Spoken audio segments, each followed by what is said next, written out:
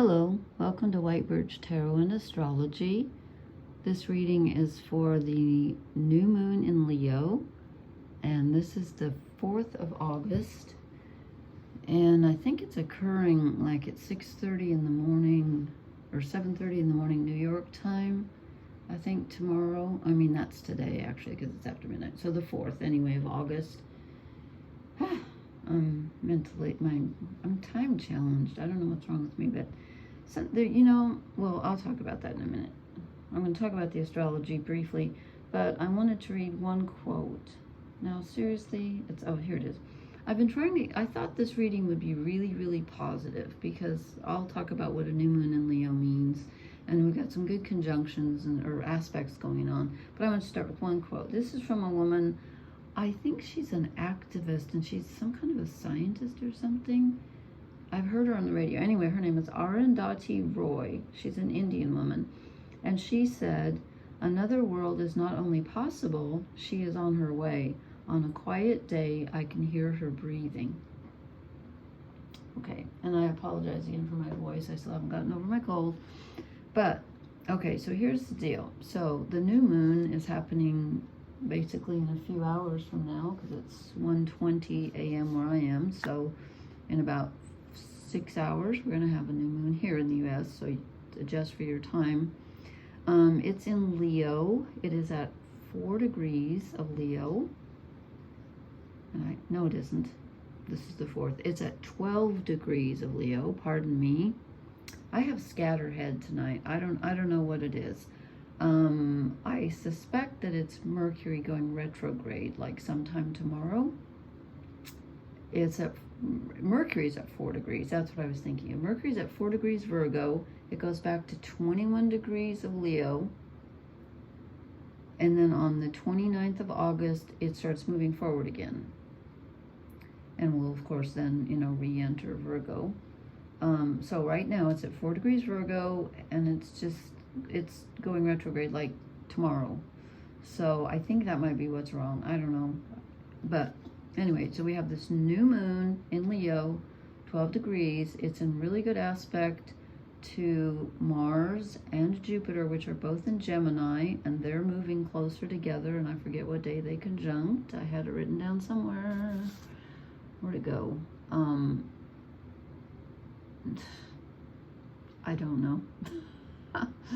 Anyway, I will tell you when it happens. But so I thought that would be pretty positive because Leo rules the heart. It's romance, generosity, giving. It can also be, the dark side of it is the need to be appreciated and a bit of a diva kind of quality, like, hey, everybody, look at me, and you want to be overly dramatic. But it's a new moon, so I thought, well, this is going to be good for romance, and since it's in good aspect to Mars and Jupiter in Gemini, this is a great time to express yourself, especially with written or spoken communication. If there's something on your heart that you want to say, especially if it's creative, great time to do so. Then I got to thinking that Mars also rules our temper, and I thought, if you're angry about something, since Mars is getting so close to, did I write down the degrees? No, of course not. Okay, hold on. I can do some basic math here. So Mars is at 9 degrees of Gemini, and Jupiter is at 14 degrees of Gemini. So they're getting closer together because Mars moves faster than Jupiter, so he's going to catch up. And so Mars is only 3 degrees from the new moon, and Jupiter's only 2 degrees. So again, that really, like for romance and passion and, expressing yourself, it's wonderful. But if you're angry, keep your mouth closed, because you could just like blow up. Especially if someone has been disloyal to you. Leo's all about loyalty. And if you're angry at someone who's been disloyal to you, don't say anything right now. Wait till the new moon passes, honestly. And wait till this Mars-Jupiter conjunction is over, which will be, I think they're conjunct on the 14th, so give it a few days after that. So we got a while. So let's see, and then we got some interesting stuff coming up. That this new moon also trines the north nodes, which is positive aspect. And the north nodes are our way forward. So this is helping to shine a light, even though I know it's the new moon and it's dark, but it's helping us to get a sense of what we want deep in our hearts going forward. It is, however, in a negative aspect to Saturn in Pisces, so we're being stopped a bit from moving forward. So even though it's a new moon, it's when you set your intention, it's not a great time to, probably we're not going to make a lot of forward progress. So I was kind of looking forward to some really romantic cards, and I apologize, I don't know what it is about this cloth. I brought it downstairs and all of a sudden it looks all dirty, and then it dawned on me, oh, you could wash it. So anyway, it's getting grubby. It wasn't grubby upstairs. I don't know what's going on. So, I have these, they're called the Wild Unknown Archetype deck. And I have the large cards, but I didn't get the book with them because I'm always trying to save money. So I got them off eBay. And I thought, I really need the book. So I ordered this little can, the Wild Unknown Pocket Archetypes, and I got the deck and the guidebook. This is Kim Kranz, who does the Wild Unknown, which I often use. Let me show you, which are these cards that use the color so sparingly, like these are upside down, but that's her also. Her artwork is gorgeous, I think. So I ordered that so I could get the guidebook with it. And I just want to show you how small the print is on the guide. Okay. You know what? I can read it fine here. When you see this in real life, it's like ant tracks. This is like 10 times bigger. I'm not criticizing it, but honestly, even with my reading glasses on, I'm like, what? Do I have the lights on? Yeah, I do. I mean, I know they're on, but okay. So anyway, so I drew 3 archetype cards. It's not what I thought, but then I drew 3 fairy cards, and they're a little bit better. So I'm not real familiar with these, but the artwork is really cool, I think. So I drew the castle, first of all. I had no idea what the castle was, so I looked it up. And that's why I don't use this deck very often, because I didn't have a book. And so I was trying to guess. Oh, don't tell me I lost all the page numbers are in, there it is. I marked them because they're in Roman numerals, which I can do. I can do Roman numerals just fine. That is 43. But when you're looking through a book and you're trying, it's confusing. So this talks about a tendency to hold on to possessions, quite possibly a literal home, or a position that projects the image of achievement, while the soul longs to run barefoot in the forest, leaving it all behind. At times we must settle down, yet the castle lulls us with its spell of materialism. Well, to me that sounds like a contradiction, because if we have to settle down, wouldn't we want to stay in the castle? So I don't quite get that. But it says we fall asleep to our deepest dreams. New Moon in Leo is our deepest dreams. Getting in touch with them, absolutely. So I don't quite get this, but it says, when light, or the light side, it's visiting your throne of power. Yes, Leo is your heart. It is absolutely where you're in your own power. In the regular tarot, it's the strength card. So yes, this new moon is all about finding where you're strong. And then it says when it's dark, it's stuckness, depression, and walls. Okay, that I get. So that makes sense with the castle. Like you're stuck in something that you're afraid to let go of because you don't know what waits on the other side, and this feels comfortable, and the new moon in Leo is asking you to really look very, very deeply into your heart of hearts and ask yourself, what do I truly want? What do I truly love? And also, to what or to whom am I loyal? Because Leo rules loyalty, okay? And in Liz Green's profound book, The Astrology of Fate, she uses the story of the Holy Grail and for Leo. And also, again, this is for Sun, Moon. No, it isn't. I'm not doing it. I'm sorry. Well, you know what? If you do have Leo, Sun, Moon, or Rising, this new moon is going to impact you more. And also it depends on what house this falls in. So again, if you can get your chart off that video I did, great. If not, I'm going to try to do some videos and, see if I can do something live. Anyway, where was I? So it's the Grail question. Whom does it serve? Ask yourself, who am I serving? What am I serving? And then what do I want to be serving? And make sure those are the same thing. Okay, then we draw the tier, which is pretty much, I read it and it's pretty much, where's this dust coming from? Sorry, I'm obsessed with this. I don't know what, it's like somebody came in and just messed this up. This is a time of letting go. New moons are all about starting over. And let's see, this is 52. I marked this one also since the writing is so small. I can't believe how much easier it is when, in fact, let me put it over here. It looks easy here. So when it's light, it's melody, melancholy, and flowing through. When it's dark, it's drowning, drama, there's Leo, and murkiness. Okay. Tears are droplets of letting go. There's grieving to do, a sinking down into disappointment or despair that once acknowledged will bring a shimmer of clarity to our dewy eyes. Okay? You know, a lot of these, when I did the sign-by-sign readings not long ago, finally finished them, there was so much about letting go, really. And, again, we've still got Saturn we've got Saturn retrograde, Neptune, who am I forgetting? Pluto. Is Jupiter? No. Mercury just went retrograde. We got a lot of retrograde stuff. So there's a lot of backward looking. And the next, most of August, Mercury's going to be retrograde.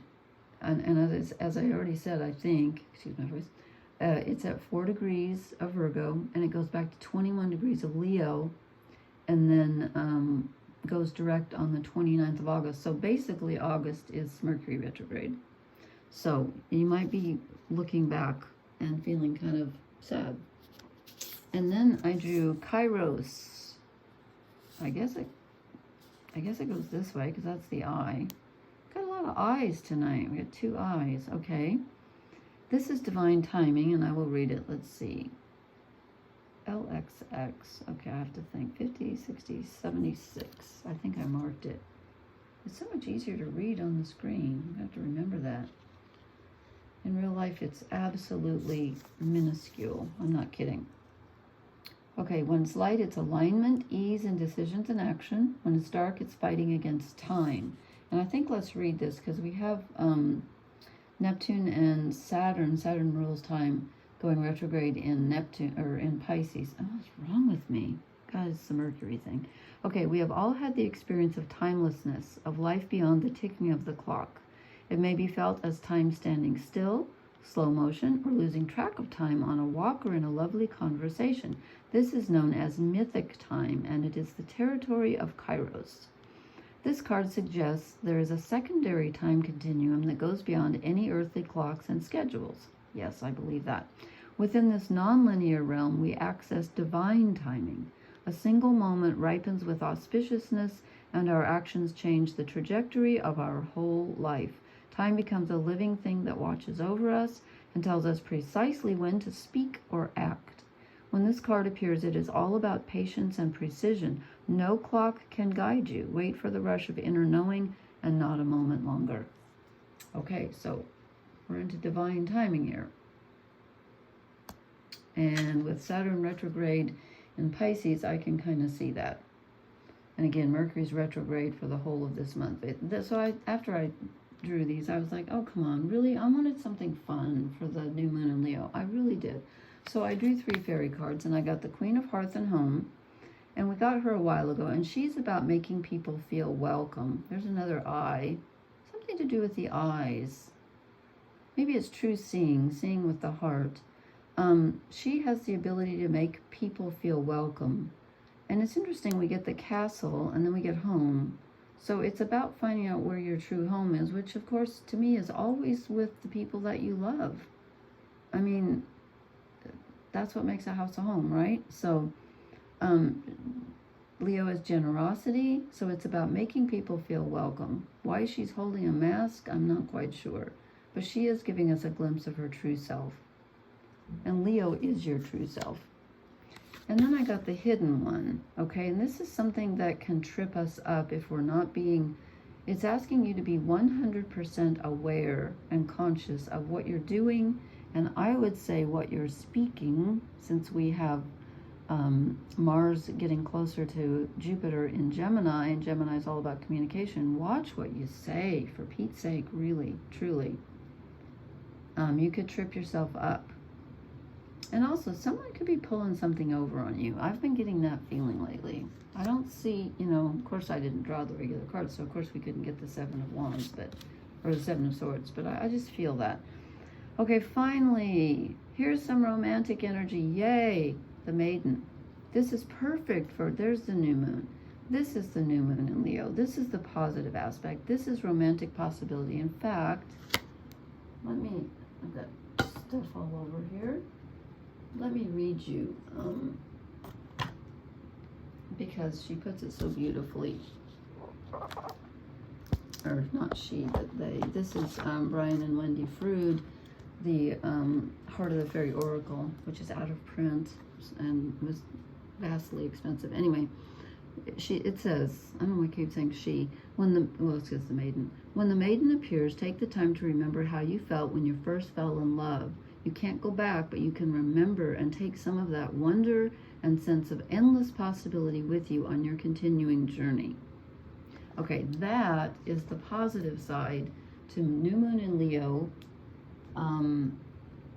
And they are 60 degrees, which is very positive, from Mars, which is desire, Jupiter, which is expansion and growth, and they're both in Gemini, which is communication. So I'm saying, even though we didn't draw particularly, this isn't quite as positive as I thought it was going to be, you can't beat this card. I'm calling this the card of the evening. This is the positive side of the new moon in Leo. And I know we're in weird times right now. Look, there's another crescent moon right there. So we got two. I just think it's better than it looks. I hope. I was just so surprised to see this. I'm like, what, the castle? So you might be stuck. You might be stuck in something that feels comfortable. And I think the new moon in Leo could be asking you, with Mars and Jupiter getting together, could be asking you to step outside your comfort zone. Again, we've been getting that a lot lately too. And this is all about what your heart is telling you. And again, with Mercury retrograde, the month of August is not the best time to make a move of any kind, but it's a great time to look back and rethink everything. Truly, go over Mercury's in Virgo right now, going back into Leo, and then moves back into Virgo. Goes forward on the 29th at 21 degrees Leo. So doesn't go back. I forgot to look to see when it goes back into Leo.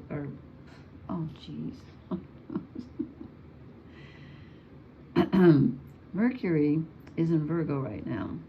It's going retrograde back to 21 degrees of Leo, moves forward again on the 29th of August. And I did not write down when it goes back into Virgo. But having said that, this is still a good time to look at what you're doing and make sure that you have done things correctly and you haven't missed anything. This is a month of reviewing. It's not a month of moving forward. Okay? Okay, I will stop there before I tangle up my words anymore. We have a really interesting full moon coming up on July 21st. I know. No, I'm sorry. So see, I'm goofed up tonight. It's on August 18th. Our last full moon was on July 21st, and Mercury was square Uranus during the full moon. Guess what? Mercury squares Uranus again on the next full moon. That's 2 in a row.